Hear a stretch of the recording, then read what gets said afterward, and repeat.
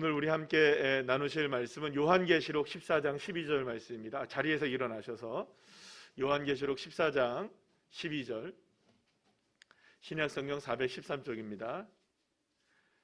요한계시록 14장 12절 말씀, 신약성경 413쪽, 우리 한 구절입니다. 우리 다 같이 함께 한 목소리로 합독하시겠습니다. 성도들의 인내가 여기 있나니 그들은 하나님의 계명과 예수에 대한 믿음을 지키는 자니라. 아멘. 자리에 앉으시겠습니다. 오늘은 요한계시록 14장 12절 말씀을 가지고 성도들의 인내가 여기 있습니다 라는 제목을 가지고 함께 은혜를 나누도록 하겠습니다. 그 반전이라는 것은 이렇게 뭔가가 스토리가 진행이 되다가 과거부터 지금까지 뭐 이렇게 진행이 되다가 갑자기 어떠한 그 순간이 다가오면 전혀 예측하지 못했던 결말이 이제 나오게 되면서 사람들을 매우 이제 때로는 혼란에 빠뜨리기도 하고 또 때로는 굉장히 흥미로운 결말을 내기도 하는 것이 이게 반전이라는 것이 갖고 있는 묘미라고 할 수 있습니다. 그러니까 결국에는 이제 늘 언제나 예측이 가능하던 일이었는데 반전이라는 건 예측 가능하지 못했던 일이 일어나게 되는 것을 우리가 반전이라고 보통 얘기하죠. 오늘 보면 12절 말씀 우리 다시 한번 좀 읽어볼 텐데요. 시작. 성도들의 인내가 여기 있나니 그들은 하나님의 계명과 예수에 대한 믿음을 지키는 자니라. 아멘. 이 땅에 살아가면서 우리가 반전을 노리고 있는 우리가 인생들인데요. 이게 뭐냐면 그리스도인들이야말로 정말 반전을 노리고 있는 인생들이다. 왜냐하면 결국에는 이 땅에 살아가면서 우리가 이 땅에 살아가는 이 모든 것들과는 전혀 우리가 예측하지 못하는 반전이 우리의 인생의 마지막 순간에 하나님의 나라가 완전히 이루어지게 되는 그 순간에 그때 우리에게 그리스도인들에게 이루어지기 때문입니다. 그래서 사실은 그 반전이 남아있기 때문에 우리의 인생 가운데 어떤 인생의 반전이 남아있기 때문에 사실은 우리는 견뎌내고 인내할 수 있는 믿음이 우리에게 필요하다는 것이라고 성경은 말씀하고 있는 것을 보게 됩니다. 비록 우리가 살아가는 인생이 고단하고 또 험난하고 또 고난이 있고 또 여러 가지 인생의 여정이 많이 어려움에도 불구하고 끝까지 우리가 인내하고 하나님을 향한 믿음을 놓치지 않고 살아가야 할 이유는 뭐냐? 인내하며 끝까지 견뎌내야 될 이유는 뭐냐? 거기에 대한 보상이 충분하기 때문이라는 것이죠. 그 어떤 고난을 감수하고서라도 만약에 그 보상을 우리가 받을 수만 있다면 여러분들 우리는 인내하고 견뎌낼 수 있는 겁니다. 특히 이제 우리가 이런 올림픽 같은 경우 또 이제 뭐 그런 어떤 그 스포츠 경기를 보게 되면 선수들이 4년 동안 정말 애씁니다. 먹을 거 안 먹고 뭐 또 자신의 그 뭐랄까 몸을 막 훈련을 시켜가면서 최선의 결과를 다할 때 그 인내를 하죠. 왜 인내합니까? 최선을 다한 결과가 자신의 만약에 메달이라는 것으로 만약에 돌아오게 된다면 그것보다 더 귀한 것은 없기 때문이라고 볼 수가 있습니다. 그래서 우리가 보통 이거를 이런 말을 쓰는데 한번 따라해 볼까요? 정서지능. 이 정서지능이라는 말을 좀 쓰는데 이게 어떤 의미가 있냐면 이를 악물고 꽉 참는다는 겁니다. 그러니까 어떤 보상이 주어질 것을 기대하기 때문에 지금의 고통도 좀 참아내는 걸 가지고 우리가 보통 이 정서지능이 높다 이런 얘기를 쓰거든요. 그래서 보통 이렇게 공부를 잘하는 친구들 같은 경우 학생들 같은 경우에 보게 되면 자신이 공부를 열심히 하면 그만큼의 뭐가 오니까 결과가 따라오니까 참고 견뎌내고 이겨내는 겁니다. 그래서 그런 사람들을 우리가 보통 정서지능이 높다 이렇게 얘기하는데 그것을 다른 말로 우리가 보는 성경의 표현으로 우리가 얘기하자면 그 정서지능이 높다라는 말을 인내하는 삶이다라고 볼 수가 있는 것이죠. 그러니까 인내하는 거죠. 그러니까 분명한 보상이 기다려주고 있기 때문에 지금의 상황을 우리가 인내하는 것. 그러니까 보상이 주어지니까 인내하자는 겁니다. 자, 오늘 본문을 포함한 요한계시록 14장에서는 그것을 분명하게 우리에게 말씀해 주고 있는 것을 보게 됩니다. 성도들이 인내해야 할 명확한 이유가 있다는 거예요. 저와 여러분이 이 땅에 살아가면서 수많은 일들을 당하고 여러 가지 어려운 일들을 당하고 때로는 눈물 짓기도 하고 물론 뭐 기쁨도 있겠지만 여러 가지의 삶의 모습들이 우리에게 쭉 펼쳐질 때에 우리가 그것을 인내해야 할 분명한 이유가 있다는 거예요. 머지않아 추수가 이루어질 것이고 우리에게 다가오는 그 추수의 날에 알곡은 모아다가 곡간에 들이고 쭉정이는 어떻게 됩니까? 바깥에 버림을 당하고 불에 태워지게 되는 그러니까 분명하게 결말이 난다는 거죠. 그러니까 지금 우리가 뭘 해야 하는 시기에 우리는 있다는 겁니까? 따라합시다. 인내. 지금은 우리가 인내해야 할 시기 가운데 살아가고 있는 것이라고 볼 수가 있습니다. 때로는 우리의 삶에 치열한 삶의 한복판에 던져지기도 하고, 때로는 우리가 이런 일들 저런 일을 당하지만 버티고 견뎌내고 인내해야 할 이유가 분명히 있다는 거예요. 반드시 우리에게, 그 인내하는 자들에게 주님이 무엇을 허락하시느냐? 하나님이 면류관을 주시고 승리의 역사를 허락해 주시고 영광을 허락해 주시는, 그리고 찬송 부르게 하시는, 하나님 앞에서, 하나님의 존전 앞에서 우리가 하나님 앞에 찬양하게 하시는 인생으로 저와 여러분을 구별하시기 때문이라는 겁니다. 반드시 구별이 있게 될 것입니다. 그렇기 때문에 우리가 영원한 승리를 우리가 바라보게 된다면, 우리가 어떤 삶을 살든, 우리가 어떤 상황에 처해 있든 우리는 뭘 해야 한다? 인내해야 한다. 따라합시다. 인내합시다. 인내할 수 있어야 됩니다. 때로는 내 마음에 들지 않는 일들이 있고, 때로는 내 생각과 같게 되지 않은 상황들이 펼쳐진다 할지라도 우리는 인내해내는 겁니다. 그럼에도 불구하고 주님을 믿고 뒤로 물러가지 아니하고 끝까지 누구를 잡는 인생이 되어야 됩니까? 오늘 본문 말씀하신 것처럼 예수 믿는 믿음, 하나님의 계명을 지켜내는 믿음, 할렐루야. 이 믿음으로 우리가 인내하며 살아갈 때 하나님 반드시 그 가운데 기름 부으시고 축복하시고 회복의 역사를 허락하시고 구별하게 하시는, 할렐루야, 그런 은혜를 저와 여러분에게 허락해 주시는 것이죠. 사실 오늘 요한계시록 14장에는 성도들이 그 인내해야 할 이유를 명확하게 분명하게 얘기하고 있습니다. 왜냐하면 추수할 때가 멀지 않았다. 추수할 때가 멀지 않았다. 그렇기 때문에 우리가 추수를 앞두고서라도 반드시 인내를 해야 된다는 것을 이야기하고 있죠. 자, 그런데 오늘 사실 14장, 요한계시록 14장은 매우 뭐랄까요, 이게 이슈가 되고 있는 성경이기도 해요. 사실은 그렇게 어려운 성경도 아닌데, 요한계시록 14장이 어려운 게 아닌데 굉장히 어렵게 만들어놨어요. 누가 어렵게 만들어놨냐면 신천지가 너무 어렵게 만들어놔가지고, 물론 계시록 14장만 그런 게 아니에요. 이미 계시록 7장부터 계속 이게 나오긴 하는데 14만 4천 명에 관한 이야기예요. 오늘 본문은 아니지, 오늘 본문을 읽지는 않았지만 1절 말씀에 보시면 이마에 어린 양의 인칭과 아버지의 이름이 쓰인 몇 명이 나옵니까? 14만 4천 명이 나와요. 그러니까 14만 4천 명이라는 그 숫자가 나와요. 명수가 나오는 거죠. 자, 그런데 이게 좀 이따도 얘기하겠지만 신천지는 이걸 숫자로 생각해요. 정말 명수, 카운트되는 14만 4천 명이라고 생각하는 거예요. 그러니까 우리가 모여 있으면 여기에 몇 명이 모여 있느냐, 14만 4천 명. 이 숫자를 얘기를 처음 했어요. 근데 나중에도 좀 말씀드리겠지만 이거 이제는 바뀐 거 아시죠?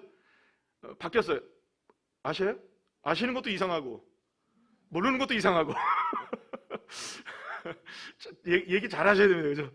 네. 근데 어쨌든 간에 이 14만 4천 명의 이 명수, 카운트를 자기네는 세겠다는 거였어요. 이게 뭐냐면 하나님 나라의 인침을 받은 14만 4천 명이 우리 모여가지고 정말 신천지를 이루자, 이렇게 얘기했던 거죠. 자, 그런데 이게 얼마나 허구적인 내용이냐면 제가 금세 말씀을 드릴 수 있어요. 이게 뭐냐면 성경에서 오늘도 이제 14장 1절에서 14만 4천 명이 나오는데요. 이 14만 4천 명이라는 이 14만 4천 명이라는 것은 절대로 사람의 숫자를 얘기하는 게 아닙니다. 이게 뭐냐? 계속 변해요. 계시록 안에서도 때로는 14만 4천 명이라고도 얘기도 하다가, 때로는 모든 성도들을 이야기하기도 하다가, 때로는 그게 이제 계시록 7장 9절이나 이쪽으로 가게 되면 셀 수 없는 큰 무리 이런 식으로 얘기하기도 해요. 그러니까 14만 4천 명이면 끝까지 몇 명이 돼야 됩니까? 14만 4천 명이라고 인침받은 사람을 계속 얘기해야 되는데 거기서 나중에는 이게 바뀌어요. 자꾸 성경 안에서 바뀌어요. 14만 4천 명이라고 얘기했다가 셀 수 없는 큰 물이라고 얘기했다가 하늘의 장막에 거하는 자들이라고 얘기했다가 또 다시 14만 4천 명이라고 얘기도 하고요. 그럼 여러분 14만 4천 명은 딱 14만 4천 명을 얘기하는 걸까요? 그렇지 않아요. 셀 수 없는 큰 무리. 그러니까 이 말은 무슨 말입니까?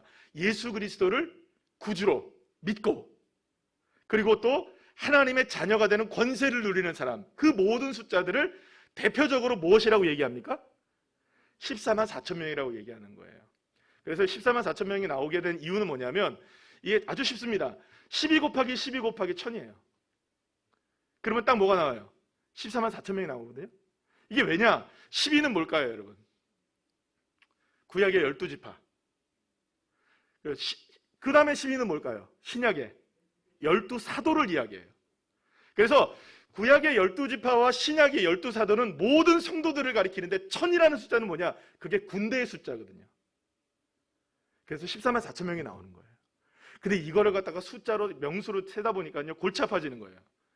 이게 왜 골치 아파지느냐? 이게 그러니까 이만희가 생각했을 때는 14만 4천 명이 채우기가 그렇게 쉽지 않을 거라고 생각했던 것 같아요. 그러니까 자기들의 능력을 과소평가했던 거죠. 그런데 해보니까 막 부응이 되네요. 그래서 어느 순간 보니까 자기네들 인명수를 딱 세보니까 14만 4천 명이 넘어가네? 그렇다고 여기서 중단하기는 애매한 거예요. 왜냐하면 이제 막 부응이 일어나고 있으니까. 원래 14만 4천 명이 차면 어떻게 될까요, 여러분? 걔네들은 끝나야 돼요. 끝나고 어디로 들어가야 되느냐? 과천에 거기 딱 들어가가지고 하나님 나라 거기서 이루어져야 돼요. 14만 4천 명이 딱 차는 그 순간. 그런데 어찌하다 보니까 전도를 너무 많이 열심히 해가지고 14만 4천 명이 넘어버렸네?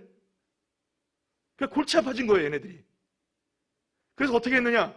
14만 4천 명은 이게 진짜는 맞는데 그건 아무도 몰라.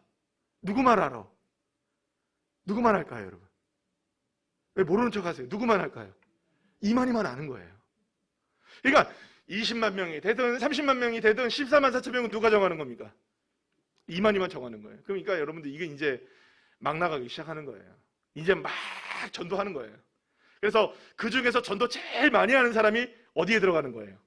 14만 4천 명 안에 들어요. 그러니까 만약에 신천지 안에 100명을 전도하는 사람들이 100명을 전도한 사람들이 신천지 안에 100명을 전도한 사람이 13만 3,999명이에요. 그런데 누군가가 여기서 100명을 딱 전도했는데 거기서 14만 4천 명이 딱 찼어요. 와, 그러면 끝나야 되잖아요. 근데 동시에 101명을 누가 한 거예요. 그러면 그 사람은 어떻게 될까요? 100명 한 사람은 떨어지는 거예요. 끝이 있을까요, 없을까요?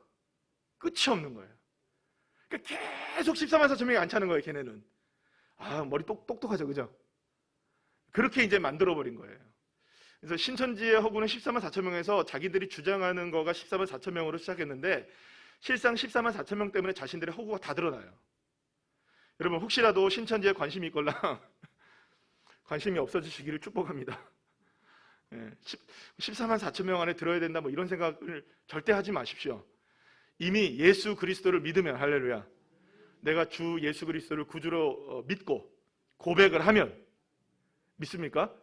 입으로 시인하면 하나님의 자녀가 됩니다. 마음으로 믿고 입으로 시인하면. 우리는 다 뭡니까?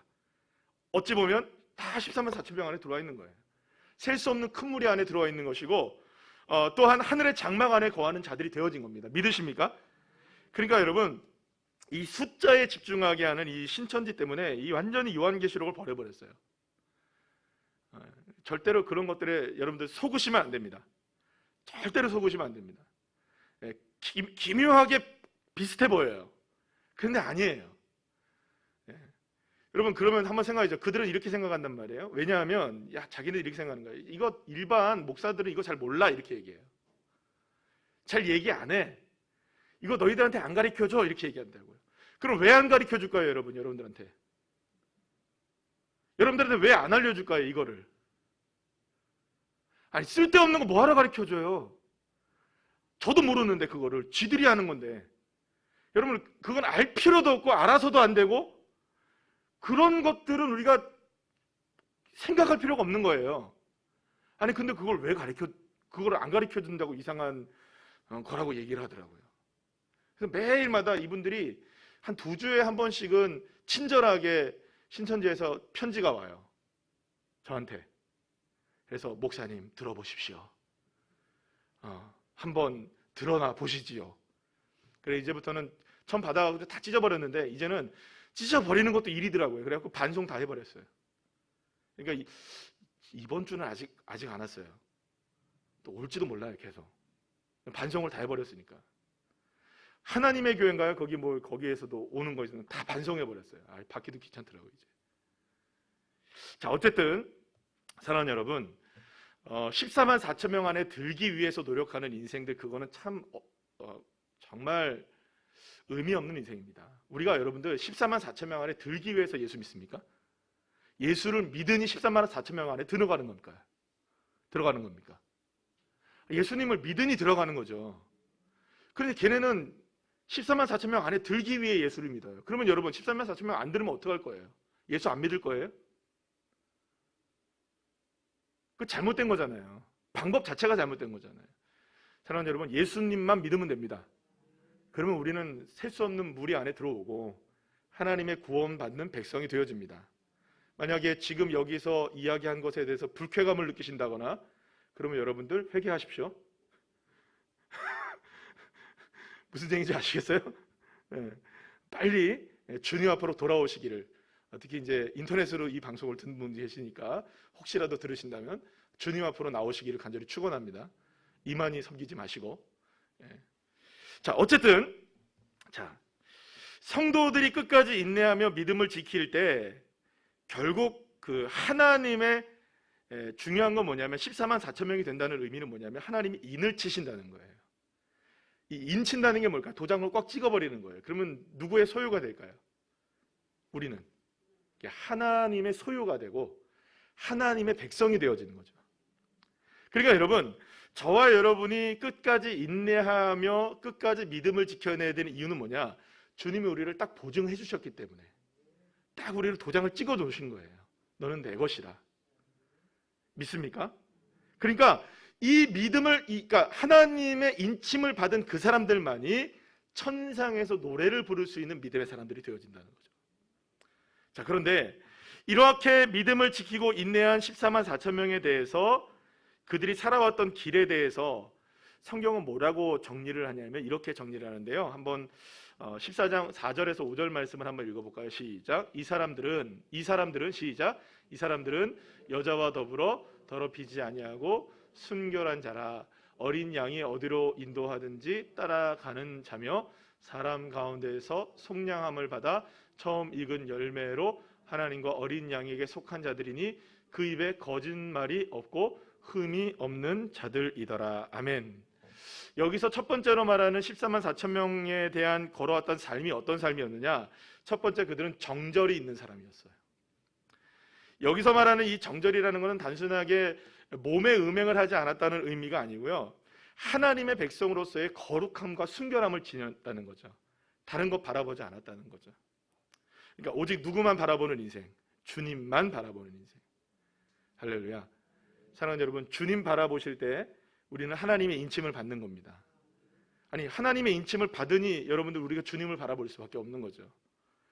두 번째는 뭐냐 하면 14만 4천 명 안에 들어가는 이 그 사람들의 삶은 어땠냐 하면 어디로 가든지, 따라합시다. 어디로 가든지 따라가는 자다. 누굴 따라가는 겁니까? 그 주님을 따라가는 거예요. 그런데 여러분, 14만 4천 명과 함께 14만 4천이라는 숫자와 함께 반대되는 개념으로 나오는 이 그 요한계시록에 나오는 숫자 하나가 있는데 그게 바로 666이에요. 근데 그 666에 대한 표현을 뭐라고 성경은 계시록은 이야기하냐면 이마나 손에 표를 받아 살아가는 인생을 666이라고 얘기하는데 그 사람들은 매매를 하기 위해서 표를 받는 거예요. 그러면 이 말은 무슨 말이 있을까요?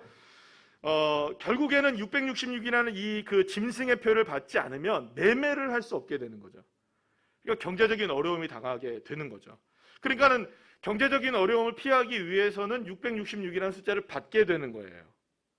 상징적인 이야기들입니다. 그러면 여러분, 이 사람들은 예수 믿는 믿음이 더 중요할까요? 먹고 사는 게 중요할까요? 먹고 사는 게 더 중요했던 거죠. 그러니까 예수님이 우리를 인도하신 대로 따라가기보다는 자기가 원하는 대로 인생을 따라가는 인생은 666을 따라가는 것이고, 어디든지 주님이 따라가는 그 길을 따라가는, 어린 양이 가는 그 길을 따라가는 사람들은 14만 4천이 되는 것이죠. 그러니까 결국에는 어떠한 삶의 인생의 고통과 고난이 우리에게 다가온다 할지라도 때로는 불이익을 당할 수도 있고, 때로는 우리가 세상 사람들에게 업신여김을 당하기도 하고 비난을 당하기도 하고 조롱을 당하기도 하겠지만, 그러나 그러한 순간에서도 우리는 주님이 가시는 곳을 따라가는 인생, 믿으십니까? 인내하며 따라가는 겁니다. 세상 사람들이 다 가는 길, 그곳이 우리가 걸어가는 길이 아니라 주님이 가르쳐 주신 길 가는 사람들, 그 사람들이 14만 4천 안에 들어왔던 인생들이 걸어왔던 삶이었다는 것이죠.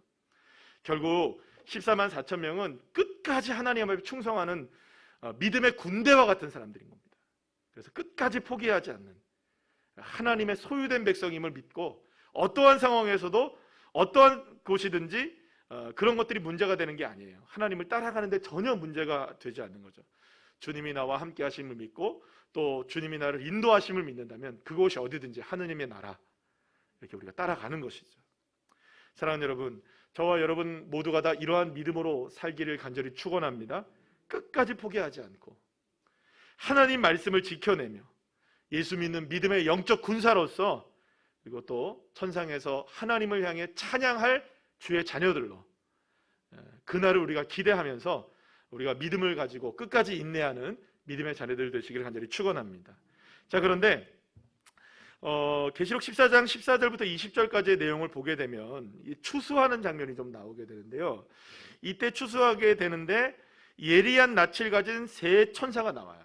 그런데 셋째 다른 천사가 말하고 있는 18절 이하의 말씀을 보시면 불과 유황으로 다스렸던 천사가 예리한 낯을 확 휘두를 때 포도를 추수하게 되는데, 그때 그 추수를 무엇이라고 얘기하느냐? 진노의 큰 포도주 틀에 이제 던져지게 되는 이 말이 나와요. 그러면 이 말이 무슨 말이냐면 결국에는 마지막 때에 추수할 때가 오게 되는데, 하나님이 낯을 쫙 하면 첫 번째 낯으로 추수하는 인생들은 누구를 따라갔던 사람들일까요? 주님을 따라갔던 사람들을 하나님이 추수하셔요.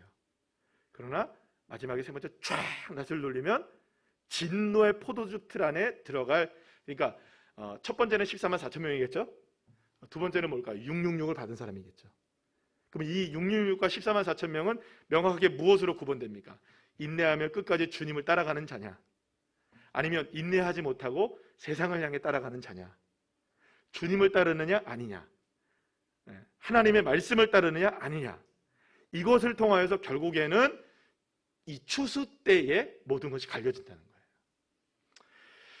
사랑하는 여러분, 저와 여러분 우리 모두가 지금 아직까지 어떻게 보면 우리는 지금 계시록 안에 다 들어와서 살고 있는 인생들이지만, 어쩌면 지금 우리의 인생 가운데서는 아직까지 인생의 추수, 우리가 영적인 추수, 이런 모든 것들이 추수가 완벽하게 마지막 날에 이루어질 추수가 우리에게는 이루어지지 않았다고 볼 수 있어요.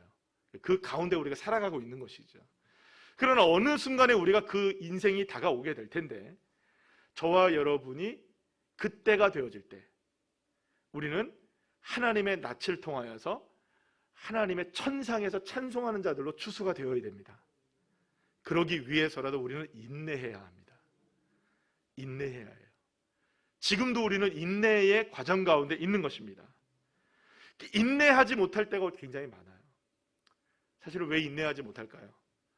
삶이 어려우니까, 지금의 상황이 우리를 힘들게 만드니까. 그러나 여러분, 우리에게 인내가 필요한 것은 반드시 하나님의 역사가 우리에게 예비되어 있기 때문인 줄 믿으시길 바랍니다. 그래, 인내하는 자를 복되다고 말씀하는 거죠. 비록 인내하며 살아가는 삶이 현실의 삶 속에서 많은 희생을 감수해야 하는 그런 인생이 우리에게 다가온다 할지라도, 우리가 절대로 하나님의 자녀임을 잊지 말고 내 마음에 주님이 임을 치셨다는 믿음을 가지고, 나를 위해서 예수 그리스도의 십자가가 존재했다는 이 믿음을 가지고, 할렐루야, 그것을 믿고 우리가 살아가는 것이죠. 그래서 여러분, 예수님도 뭐라고 말씀하셨느냐? 마태복음 5장 말씀 한번 읽어볼까요? 10절에서 12절 말씀인데요. 시작. 의를 위하여 박해를 받는 자는 복이 있나니 천국이 그들의 것임이라. 나로 말미암아 너희를 욕하고 박해하고 거짓으로 너희를 거슬러 모든 악한 말을 할 때에는 너희에게 복이 있나니 기뻐하고 즐거워하라.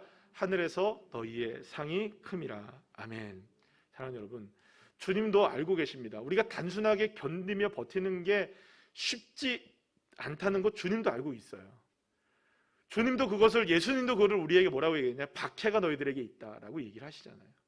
그러니까 우리의 삶에 어떻게 보면은 예수를 믿는 믿음을 지켜내는 그 자체가 어떻게 보면 세상 속에서 우리가 박해를 당하고 있는 거죠. 주님도 알고 계시는 거예요. 그러나 우리가 버티고 견딜 수 있는 이유가 하나가 있다면 뭘까요? 천상에서의 첫날이 기다리고 있기 때문인 것이죠.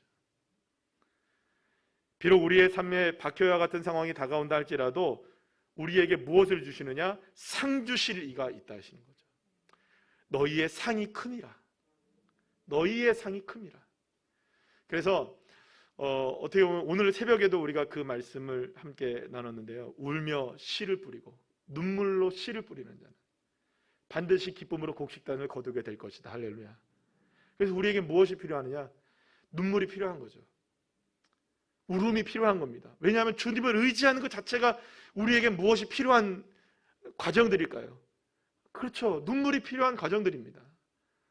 왜냐하면 주님을 의지하는 것 그 자체가 그렇게 쉽지 않아요, 여러분. 우리 모두가 다 경험하지 않습니까? 어떻게 우리의 삶 속에서 이런 상황 가운데서도 우리는 주님을 의지합니다. 여러분, 그게 쉽게 나오는 말들이 아니잖아요. 때로는 그 말 한마디를 위하여 눈물을 흘려야 될 때가 있지 않습니까? 때로는 그 고백 하나로 인하여 우리의 울음이 쏟아질 때가 있지 않습니까? 그렇게 가는 겁니다. 그렇게 인내하는 겁니다. 눈물을 흘리고 울음을 쏟아내면서 그러면서 주님을 의지하고 또 인내하고 또 인내할 때 반드시 너희의 상이 큼이라. 주님이 약속하셨잖아요. 그래서 우리는 그 상 바라보고 가는 겁니다. 비록 오늘 눈물을 흘릴 수 있어도 그렇게 오늘도 씨앗을 뿌리는 겁니다. 눈물의 씨앗을 뿌리고 주님, 오늘도 내 인생 가운데 이렇게 눈물의 씨앗을 하나를 뿌렸습니다. 반드시 이것이 곡식단을 거두게 되는 기쁨으로 내게 허락해 주십시오. 그래서 여러분, 야고보 사도가 야고보서 5장에서 뭐라고 말씀하느냐? 우리 쉬운 성경의 말씀으로 10절에서 11절 말씀 우리 함께 읽어보겠습니다. 시작. 형제 여러분, 주님의 말씀을 전하던 예언자들을 본받으십시오. 그들은 많은 고난을 겪으면서도 오래 참았습니다. 그렇게 참아낸 자들을 우리는 복되다고 말하는 것입니다. 여러분은 욥의 인내에 대해 들었을 것입니다. 모든 고난이 끝난 후 주님은 그에게 복을 주셨습니다. 우리는 주님이 얼마나 자비하시고 선하신 분이신지 충분히 알 수 있습니다. 아멘. 사랑하는 여러분, 우리보다 먼저 앞서 신앙으로의 삶을 살았던 분들이 히브리서 12장에 보면 허다한 증인들이 되어서 우리를 천상에서 바라보고 있는 거예요. 어떻게 보면 우리가 믿음의 경주를 지금 쌓고 있잖아요. 살아가고 있잖아요. 우리의 신앙의 선배들 다 이렇게 살았던 겁니다. 그러나 그들이 끝까지 인내했을 때 지금은 천국에서 우리의 증인이 되어 우리를 바라보면서 힘내라고 소리쳐 외치고 있는 것이죠. 사랑하는 여러분, 그러니 이제 다시금 내가 인내하는 자리로 나가야 합니다. 포기하고 싶었다면 다시 인내하는 자리로 나가십시오. 내려놓고 싶었다면 다시 인내하는 자리로 나가십시오. 내가 모든 것을 이제는 뒤로 가겠다라고 생각했을 때 이제는 인내하는 자리로 나가셔야 합니다. 왜냐? 그렇게 인내하는 자리로 나아갔을 때 그 주님은 우리에게 충분한 복을 주시는 하나님이 되어주셨고 우리에게 하나님의 자비하심을 보여주신다는 것이죠. 그리고 지금도 천상에서 수많은 증인들이 그것을 증명하고 계시다는 것. 우리도 이제 어떻게 보면 그 길을 가야 되지 않겠습니까? 나도 그 증인이 그 중에 증인이 한 명이 되어 그곳에서 우리의 믿음의 후배들이 어려운 인생을 살아갈 때 힘내라고 우리가 외쳐줘야 되지 않겠습니까? 그래서 여러분, 저와 여러분에게도 이 인내가 필요한 것이죠. 나를 부르시는 그날까지 끝까지 인내하면서 뒤로 물러나지 마시고 포기하지 마시고 견디고 버텨내시면서 때로는 눈물을 흘리고 때로는 울음을 쏟아내는 씨앗을 뿌려서라도 끝까지 주님을 붙잡고 인내하며 승리하는 주의 자녀들 한 분 한 분들 다 되시기를 간절히 축원합니다.